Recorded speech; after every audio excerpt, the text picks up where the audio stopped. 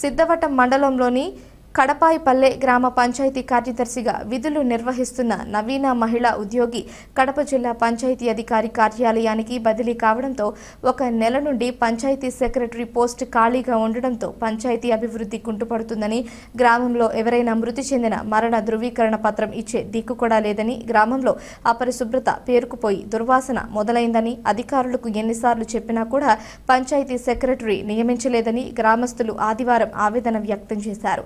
గ్రామంలో రాత్రి వేళలో విద్యుత్ దీపాలు, త్రాగునీటి సమస్య పరిష్కారం చేయాలని, గ్రామ పంచాయతీ సెక్రటరీ తక్షణమే నియమించాలని గ్రామస్తులు తెలిపారు.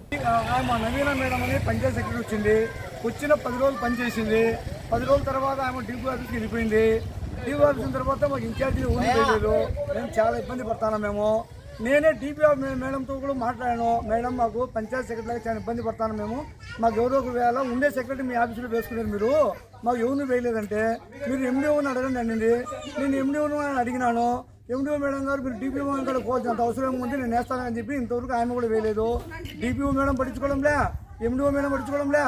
మా పంచాయతీలో చాలా ఇబ్బంది పడతాను సెక్రటరీ లాగా, చాలా ఇబ్బంది. చాలా ఈ కసువు అంతా చాలా ఎక్కడంటే అక్కడ పేరపోయింది. దయచేసి మా పంచాయతీ సెక్రటరీ లేని వల్ల చాలా ఇబ్బంది పడతాము. తక్షణం మా పంచాయతీ సెక్రటరీ మాకు వేయవలసిందిగా మేము కోరుతున్నాము.